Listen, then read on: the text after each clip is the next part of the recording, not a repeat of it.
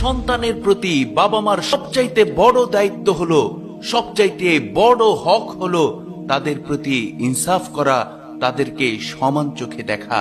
যাদেরকে আল্লাহ তাআলা একাধিক সন্তান দান করেছেন, তাদের উচিত হলো সব সন্তানকে সমানভাবে ভালোবাসা, সমানভাবে মহাব্বত করা।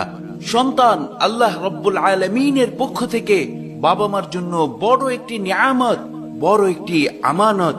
এই আমানত রক্ষা করা বাবা মার জন্য অত্যন্ত জরুরি।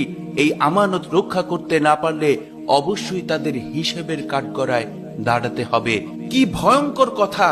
অথচ আজকের সমাজের দিকে তাকালে দেখা যায় যে যাদের একাধিক সন্তান রয়েছে তারা এই আমানতের ব্যাপারে কোনো ভ্রুক্ষেপ করে না। তারা সন্তানদের প্রতি সমানভাবে হক আদায় করে না, সমানভাবে তাদেরকে ভালোবাসে না। যাদের ছেলে আছে, মেয়ে আছে, এমন দেখা যায় যে ছেলেকে বেশি মহব্বত করে, মেয়েকে বঞ্চিত করে। আবার কেউ কেউ আছে মেয়েকে বেশি ভালোবাসে, ছেলেকে বঞ্চিত করে। আবার কেউ কেউ এমনও আছে যারা ধন সম্পদ দেওয়ার ব্যাপারে কম বেশি করে। আল্লাহ রব্বুল আলামিনের হুকুমকে তারা কোনো তোয়াক্কাই করে না। শুধু তাই নয়, বড় আফসোস এবং বড় লজ্জার সাথে বলতে হয় যে আজকের সমাজে এও দেখা যায় যে এমনও বাবা মা আছে তারা যেই সন্তানের প্রতি বেশি মহব্বত, সেই সন্তানের ঘরে যদি কোনো সন্তান হয় তাদেরকে বেশি মহব্বত করে।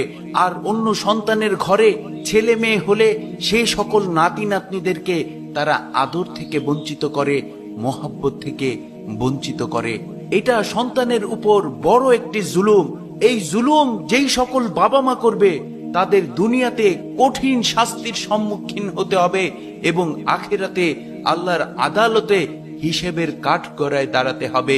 শুধু তাই নয়, এদের ব্যাপারে আল্লাহর রাসূল সাল্লাল্লাহু আলাইহি ওয়াসাল্লাম ভয়ঙ্কর হুঁশিয়ারি দিয়েছেন। বুখারী মুসলিমের হাদিস, আল্লাহর রাসূল সাল্লাল্লাহু আলাইহি ওয়াসাল্লামের বিখ্যাত সাহাবী হযরত বশির রাদিয়াল্লাহু আনহু একদিন নবী করিম সাল্লাল্লাহু আলাইহি ওয়াসাল্লামের নিকট তার এক ছেলেকে নিয়ে উপস্থিত হলেন। কুশল বিনিময়ের পর বশির রাদিয়াল্লাহু আনহু বললেন, ইয়া রাসূলুল্লাহ, আমি আমার এই ছেলেকে একজন কৃতদাস দান করেছি, তাকে কৃতদাস উপহার দিয়েছি।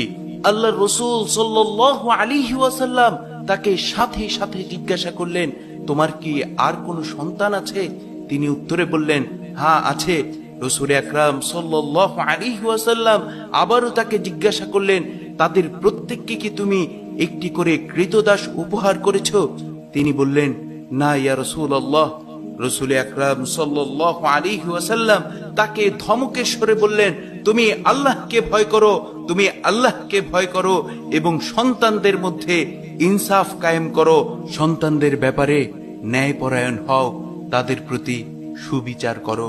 শুধু তাই নয়, আল্লাহ রাসূল সাল্লাল্লাহু আলাইহি ওয়াসাল্লাম তাকে ধমকে স্বরে বললেন, আমাকে ছাড়া আর কাউকে সাক্ষী রাখো, আমাকে তোমার জুলুমের সাক্ষী বানাবে না। এ কথা শোনার পর বশির রাদিয়াল্লাহু আনহু ভীষণ ভাবে ঘাবড়ে গেলেন, ভয়ঙ্কর রকমের ভয় পেলেন। অতঃপর আল্লাহর রাসূল সাল্লাল্লাহু আলাইহি ওয়াসাল্লাম তাকে জিজ্ঞাসা করলেন, তুমি কি চাও না তোমার সব সন্তান তোমার প্রতি সৎ আচরণ করুক, তোমার সাথে ভালো ব্যবহার করুক? তিনি বললেন, হ্যাঁ চাই। আল্লাহর রাসূল সাল্লাল্লাহু আলাইহি ওয়াসাল্লাম তাকে বললেন, তাহলে যাও, তুমি তার থেকে কৃতদাসটি ফেরত নিয়ে নাও। তখন বশির রাদিয়াল্লাহু আনহু বাড়িতে গেলেন এবং তার দেয়া কৃতদাসটি তিনি ফেরত নিয়ে নিলেন। এই ছিল রাসূল সাল্লাল্লাহু আলাইহি ওয়াসাল্লামের শিক্ষা। বাবা মা কিভাবে সন্তানের প্রতি ইনসাফ কায়েম করবে তা আল্লাহর রাসূল সাল্লাল্লাহু আলাইহি ওয়াসাল্লাম শিখিয়ে দিয়েছেন। সুতরাং কোন বাবা মা যদি চান যে আমার সন্তান দুনিয়াতে আমাকে ভালোবাসবে, মহব্বত করবে, আমার সাথে সৎ আচরণ করবে, তাহলে তাদেরকে সমানভাবে ভালোবাসা।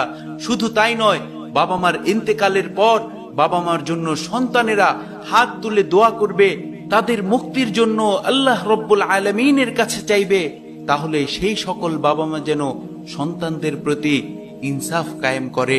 আল্লাহ রব্বুল আলামিন আমাদের সকলকে সন্তানদের প্রতি ইনসাফ কায়েম করার তৌফিক দান করুন, সন্তানদেরকে সমান চোখে দেখার তৌফিক দান করুন, তাদেরকে সমানভাবে ভালোবাসার তৌফিক দান করুন। পাশাপাশি জীবনের সর্বক্ষেত্রে সকলের বেলায় ইনসাফ প্রতিষ্ঠা করার তৌফিক দান করুন। আমিন।